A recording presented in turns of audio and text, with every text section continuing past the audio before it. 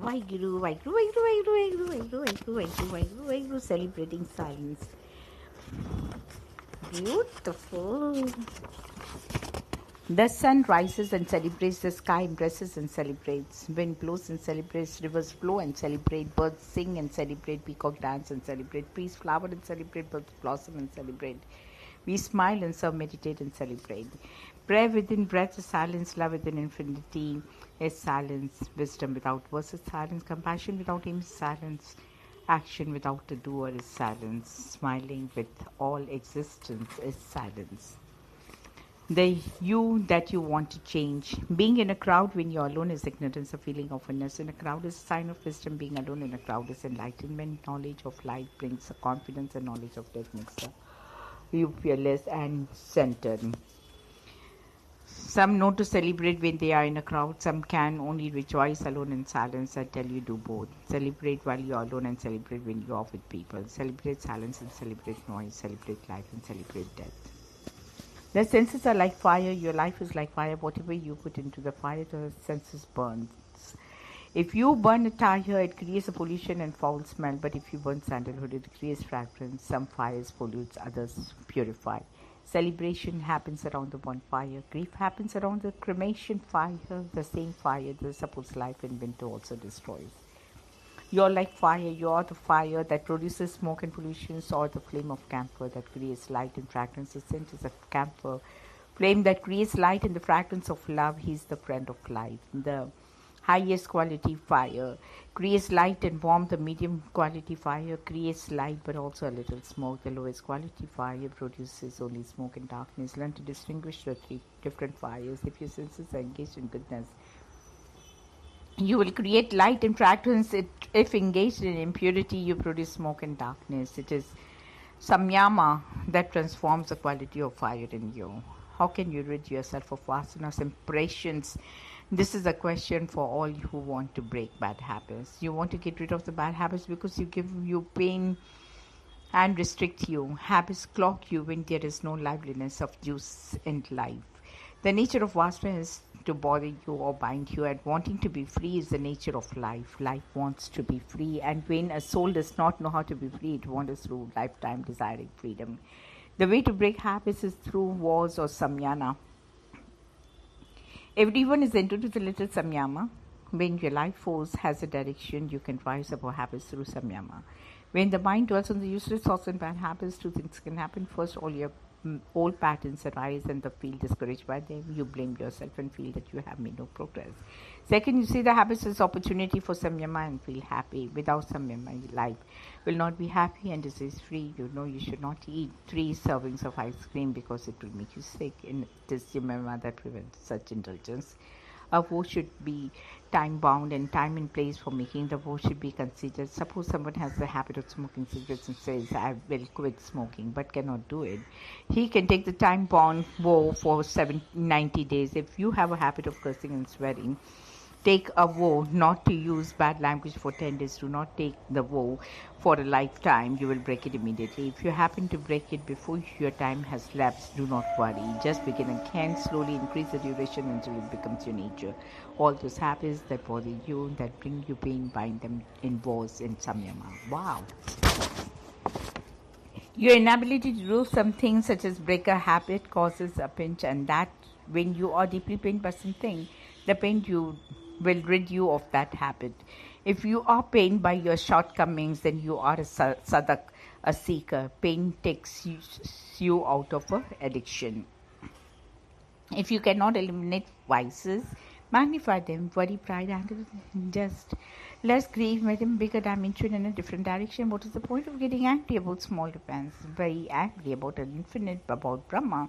If you cannot get rid of the pride, take pride in owning the divine. If you are bothered by greed, be greedy for satsang.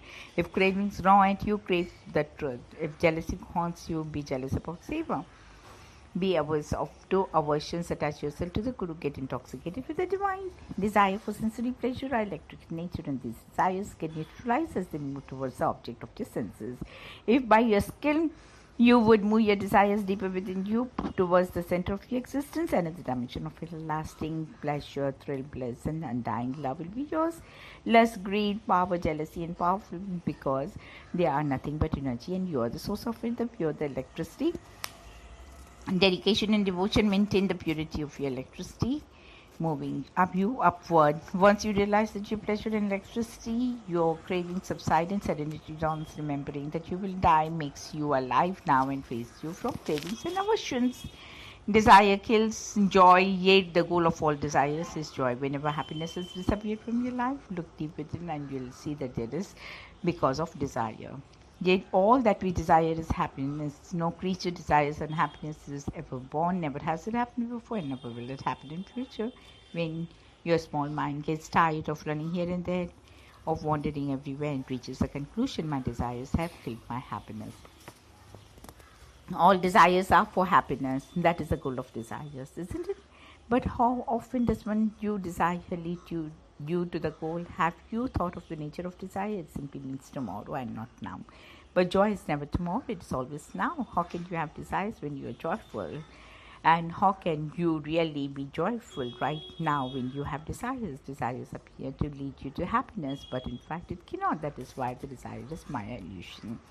How does a desire arise? A desire arises with the memory of the pleasant experience of the past impressions. A desire might also rise through listening. A desire can be triggered through association with different people, certain places, someone else's need or desire may manifest in you or as your own desire. When someone is hungry, you might have a desire to feed them.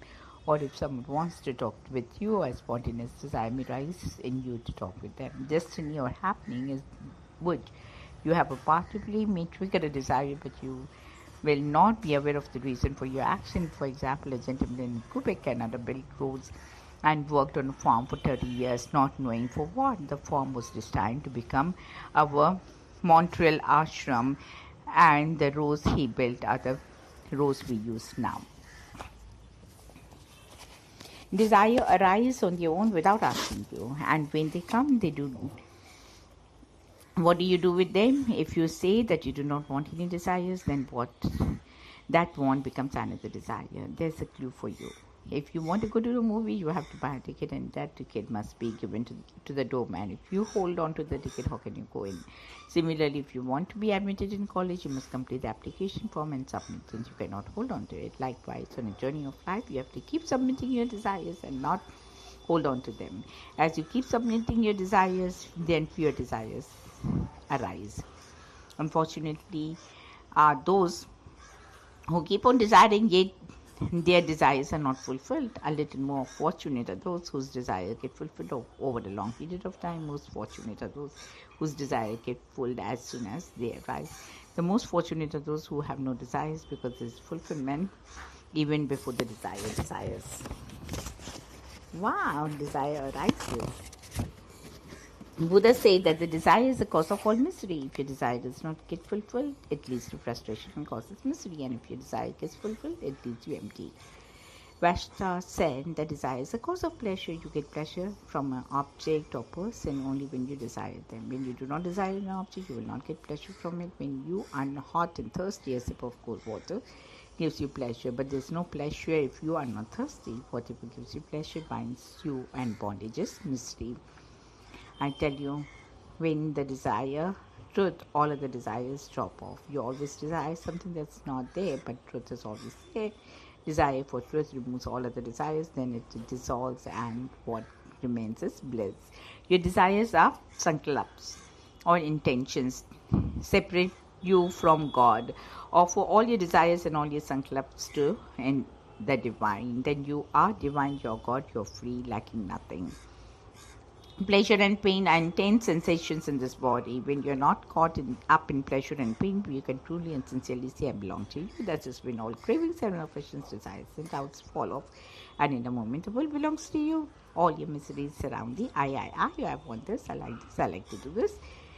Just let go. Remember, the sun rises and sets, the grass grows, the river flows, the moon shines, and I am here forever.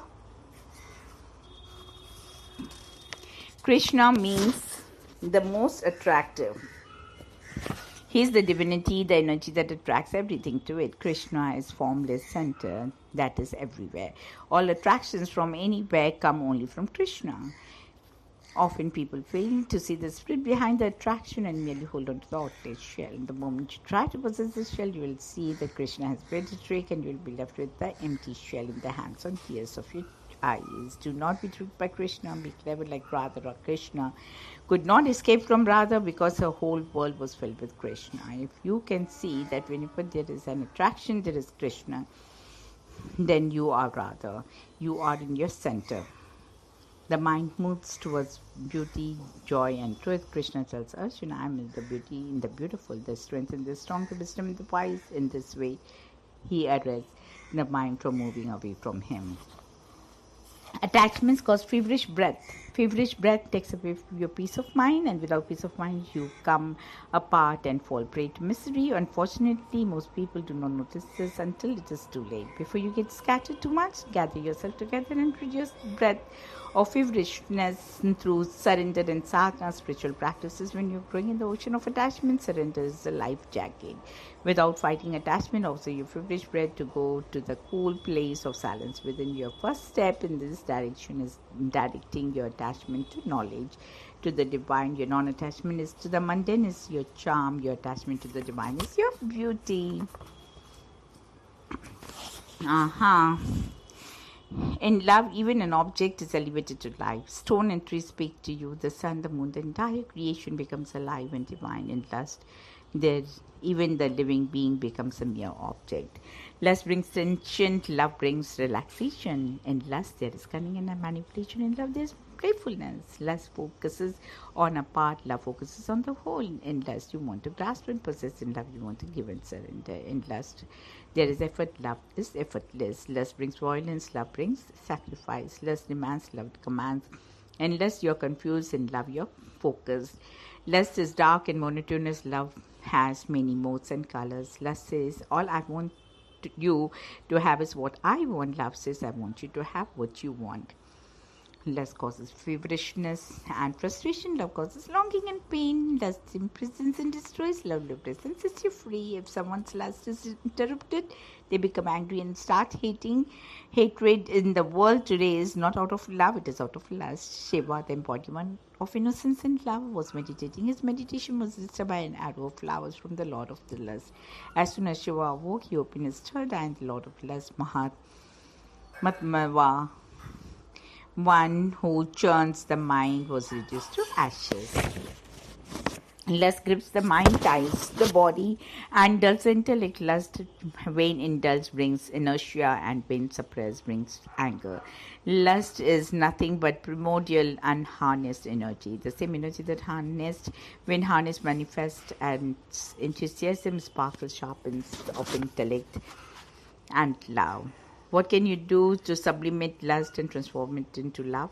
Take cold water baths, moderate your intake of food, undertake creative challenges, be playful. People who are in the grip of the lust cannot be genuinely playful. When you are playful, there is no lust. Be generous. When you realize that you are here only to give, then lust is sublimated. Lust makes you possessive and greedy. Remember death. Be in love with the divine. Wow. Fear of death preserves life. Fear of wrong maintains right. Fear of sickness encourages hygiene. Fear of misery makes you write tears. A child has a pinch of fear, so it is careful and alert while walking. A pinch of fear is necessary to keep things moving smoothly. Do not try to eliminate fear. Just meditate and know that you are nobody and that you belong to someone special. Wow, wow, wow, beautiful. Vaheguru, Vaheguru, Vaheguru, Vaheguru, Vaheguru, Vaheguru, Vaheguru, celebrating silence. Beautiful. The sun rises and celebrates, the sky embraces and celebrates, wind blows and celebrates, rivers flow and celebrate, birds sing and celebrate, peacock dance